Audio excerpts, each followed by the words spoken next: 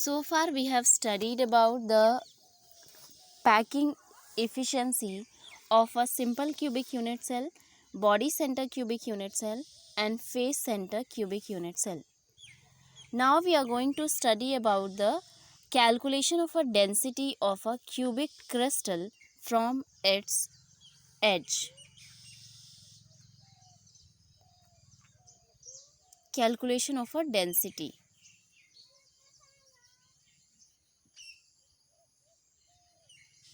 Calculation of density. तो आप देखो, अगर मैं सिंपली आपसे पूछूं कि आप डेंसिटी कैसे कैलकुलेट करोगे, तो डेंसिटी निकालने का फॉर्मूला जो होता है, डेंसिटी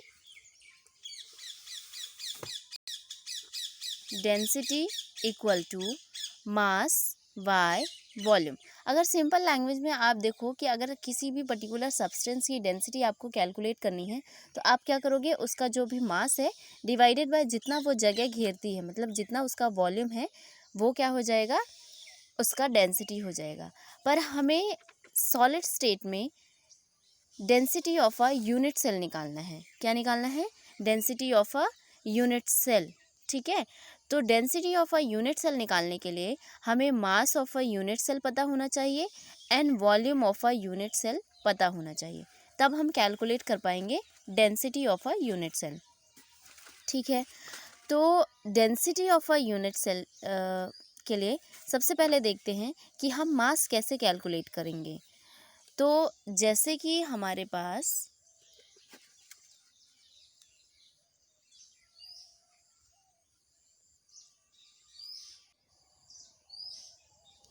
तो देखिए आप यहाँ पे क्या है, mass of a unit cell equal to number of atoms in a unit cell multiplied by mass of each atom.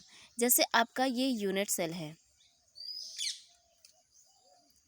इस यूनिट सेल में बहुत सारे आपके एटम्स प्रेजेंट होंगे, जैसे कॉर्नर्स पे प्रेजेंट होंगे, या फिर फेस सेंटर में प्रेजेंट होंगे, या फिर बॉडी सेंटर में प्रेजेंट होंगे। ठीक है, तो कॉर्नर्स के अलॉन्ग आपके फेस सेंटर में प्रेजेंट हो सकते हैं, या फिर आपके बॉडी सेंटर में प्रेजेंट हो सकते हैं।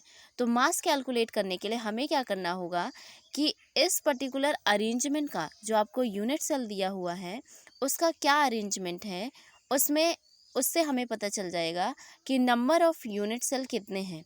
जैसे अगर आपका सिंपल क्यूबिक है तो उसमें नंबर ऑफ़ यूनिट सेल 1 होंगे, अगर आपका BCC है तो उसमें आपका 2 होगा, अगर FCC है तो उसमें आपका 4 होगा। तो यहाँ से हमें नंबर ऑफ़ एटम्स पता चल जाएंगे। ठीक है, अब हमें नंबर ऑफ़ एटम पता चल गया, उसके बाद क्या करना है आपको कि कोई एक एटम, जो जैसे कि आपका कोई कॉर्नर वाला एटम मैंने ले लिया, तो उस एटम का मास कितना है। ठीक है, तो उससे हमें एक एटम का मास पता चल जाएगा। ठीक है, एक एटम का मास पता चल गया। अब हमें टोटल एटम का मास पता करना है। जितने आपके अरेंजमेंट में जितने भी एटम प्रेजेंट हैं, तो टोटल एटम का जो मास है वो हम कैसे निकालेंगे, जो भी आपके यूनिट सेल हैं मल्टीप्लाइड बाय जो भी आपका मास है एक एटम का। ठीक है, इससे हमारे पास क्या आ जाएगा, टोटल मास आ जाएगा। ठीक है, कि कितना मास यूनिट सेल का है। ठीक है, तो हमने यहाँ से मास निकाल लिया। अब जैसे हमको यहाँ पे मोलर मास देखना है, जो भी आपका यूनिट सेल है उसका मोलर मास हमें, जो भी आपका यूनिट सेल है उसका हमें क्या देखना है, mass of a atom present in a unit cell. तो जो आपका मास होगा it will be equal to molar mass divided by n0 Na। यहाँ पे Na क्या है, इट इज अवोगाद्रोस कांस्टेंट। ठीक है, इट इज अवोगाद्रोस कांस्टेंट, और इसकी वैल्यू आपको पता है 6.023 इंटू 10⁻23 मोल इनवर्स। ठीक है, तो ये आपका Na का वैल्यू हो गया। तो यहाँ से हमें mass of a unit cell पता चल गया। अब आपको क्या करना है, जैसे डेंसिटी था हमारे पास, तो डेंसिटी के लिए मास बाय वॉल्यूम, तो मास हमें पता चल गया। अब हमें क्या निकालना है, वॉल्यूम निकालना है।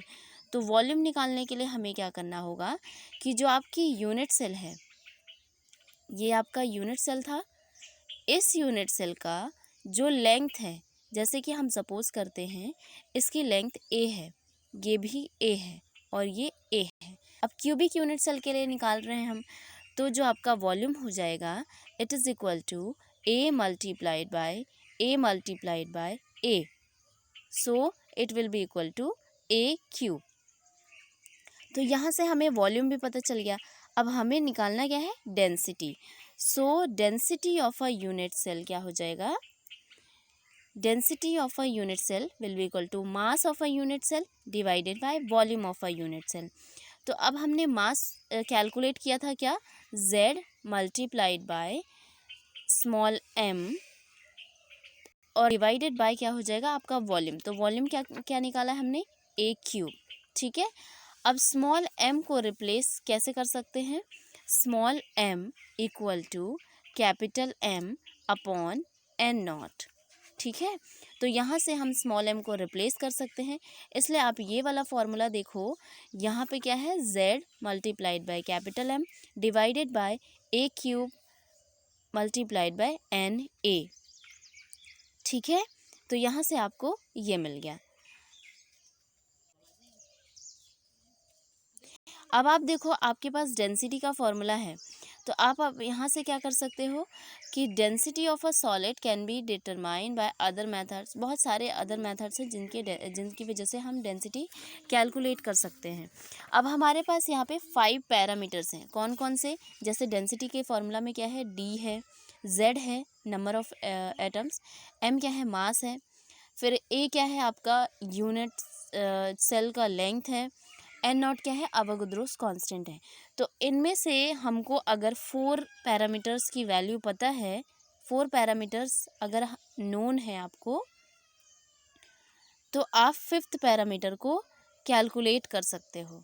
ठीक है, 5th की वैल्यू आप निकाल सकते हो। ठीक है, अब आप हम इसी के बेसिस पे अब एक एग्जाम्पल करते हैं कि ये इसी फार्मूला को यूज़ करके हम इसको सॉल्व करते हैं। देखो अब इसमें दिया क्या क्या चीज़ें दी हुई हैं, आपको बोला है an element has a body centre cubic structure, BCC structure दे दिया, मतलब BCC स्ट्रक्चर है आपका। तो इससे आप क्या कंक्लूड कर सकते हो कि आपकी Z की वैल्यू कितनी होगी, 2। ओके, यहाँ से हमें Z मिल गया। With a cell edge of 288 picometre. ठीक है, आपको सेल एज दिया है, मतलब ए की वैल्यू दी हुई है, ए इक्वल टू 288 पिकोमीटर। तो जब भी आपको डेंसिटी के फॉर्मूले में ए की वैल्यू पिकोमीटर में दी हुई हो, तो उसे हमें सेंटीमीटर में कन्वर्ट करना पड़ता है। तो आप बताओ, मतलब यहाँ पे जो पिकोमीटर होता है उसको हमें सबसे पहले मीटर में कन्वर्ट करेंगे, तो उसके लिए हमें क्या करना पड़ेगा, 288 मल्टीप्लाइड बाय,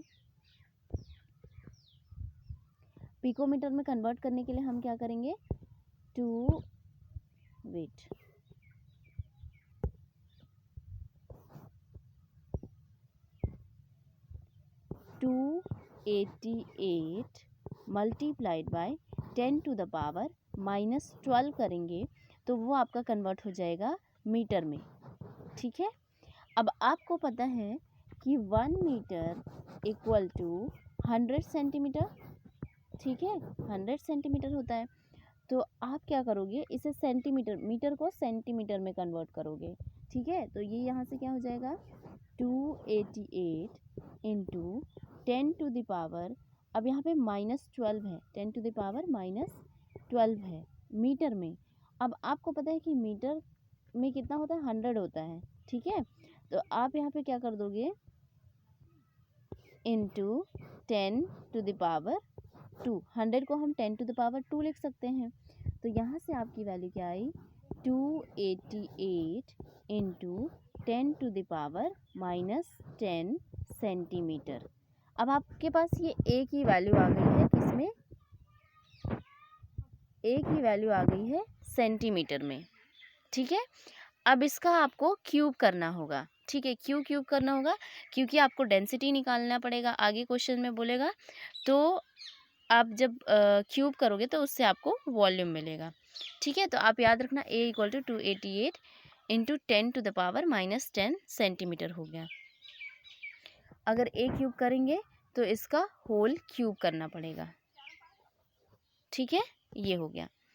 अब आप देखो यहाँ पे, तो जब आप इसका क्यूब करोगे तो आपके पास 2.39 इंटू 10⁻⁻23 सेंटीमीटर क्यूब आपका volume of a unit cell आ जाएगा, ठीक। फिर यहाँ पे आगे क्वेश्चन पढ़ो, क्या है? The density of the element is 7.2 gram per centimetre cube. अब आपको क्या किया है? डेंसिटी दे दिया है, डेंसिटी आपको दे दिया है, ठीक है। 7.2 ग्राम पर सेंटीमीटर क्यूब। अब आपसे पूछा क्या है? How many atoms are present in 208 gram of elements. आपको मास भी दे दिया है, तो डेंसिटी भी दिया है, मास भी दिया है, और आप यहाँ से वॉल्यूम भी निकाल चुके हो, ठीक है।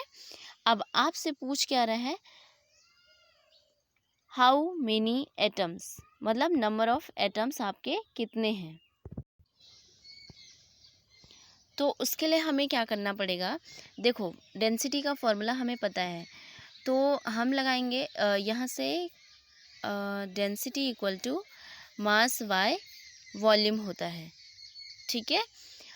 अब यहाँ से वॉल्यूम इक्वल टू क्या हो जाएगा?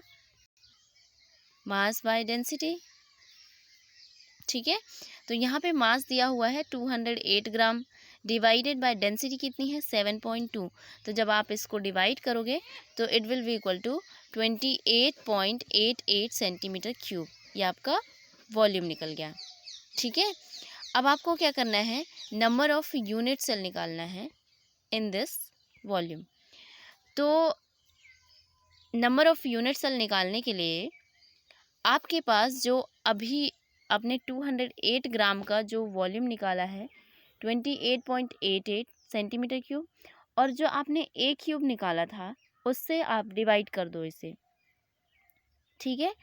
तो डिवाइड करने पर आपका क्या आएगा? 12.08 इंटू 10⁻23 यूनिट सेल। अब देखो BCC में जैसे ही हमने Z की वैल्यू क्या बोली थी? Z की वैल्यू कितनी है? 2 है, 2 होती है, ठीक है। तो यहाँ से क्या हो जाएगा?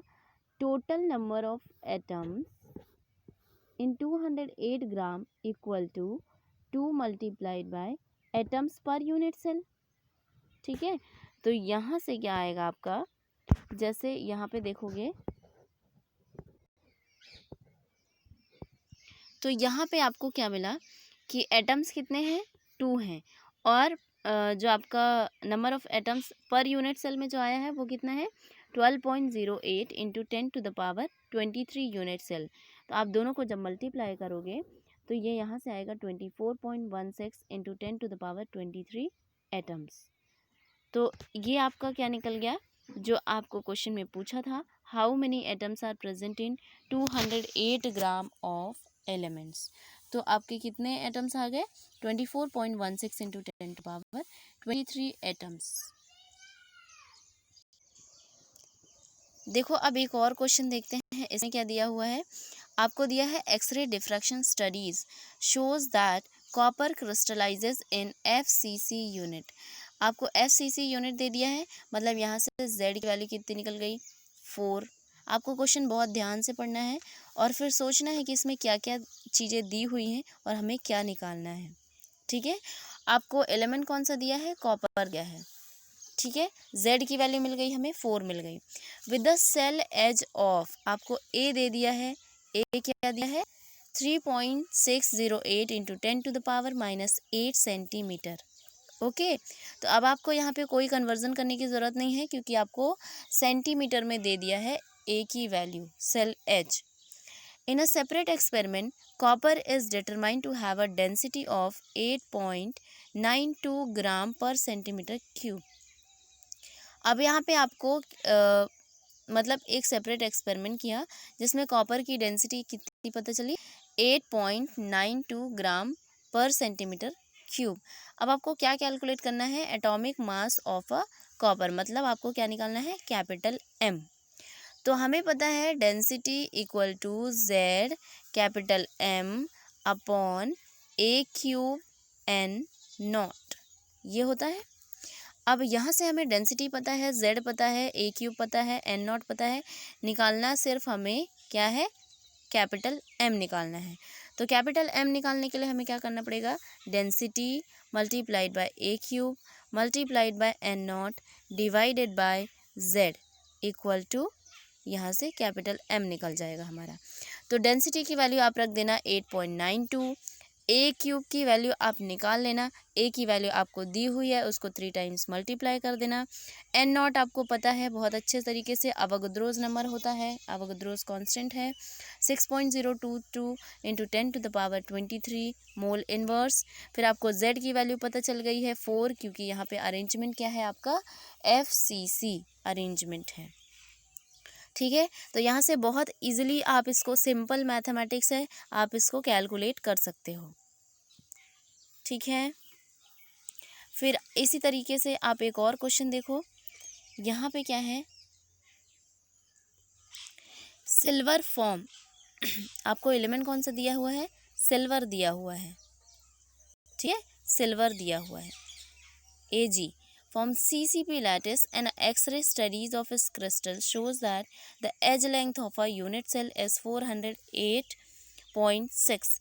आपको CCP दिया हुआ है, ठीक है। तो जो CCP होता है, FCC होता है एंड HCP होता है, इन सब में आपको Z की वैल्यू हमेशा 4 लेनी होती है, मतलब number of atoms per unit cell ये होता है आपका 4, ठीक है। फिर आपको यहाँ पे क्या हो गया कि ये चीज़ आपको पता चल गई कि Z की वैल्यू कितनी है, 4 है। फिर आपको edge length of a unit cell पता है 408.6 पिकोमीटर। अब यहाँ पे आपको पिकोमीटर में दिया हुआ है, तो आपको सेंटीमीटर में कन्वर्ट करने की ज़रूरत पड़ेगी। तो सेंटीमीटर में कन्वर्ट करने के लिए आप क्या करोगे, 408.6 मल्टीप्लाइड बाय 10⁻⁻12 करोगे तो ये मीटर में कन्वर्ट हो गया। फिर इसको इसको मल्टीप्लाइड बाय 10⁻2 से करोगे तो ये सेंटीमीटर में हो जाएगा। तो 408.6 मल्टीप्लाइड बाय 10⁻⁻10, ये आपका सेंटीमीटर में वैल्यू हो गई। अब इसका होल क्यूब करोगे तो इससे आपको वॉल्यूम मिल जाएगा, ठीक है। तो volume of a unit cell आपको पता चल गया। फिर आपको क्या कैलकुलेट करना है, calculate the density of a silver. आपको एटॉमिक मास भी दिया हुआ है, तो आपको डेंसिटी कैलकुलेट करनी है। तो आप क्या करोगे, density equal to Z capital M upon a cube N naught. तो आपको कैपिटल एम की वैल्यू यहाँ पे दिया हुआ है 107.9 ग्राम पर मोल, ठीक है। फिर आपको जेड की वैल्यू पता है, ए क्यूब आपने निकाल लिया है, एन नॉट अवोगाद्रोस कांस्टेंट है, उसकी भी वैल्यू आपको पता है, यहाँ से आप डेंसिटी कैलकुलेट कर सकते हो। So this is all about today.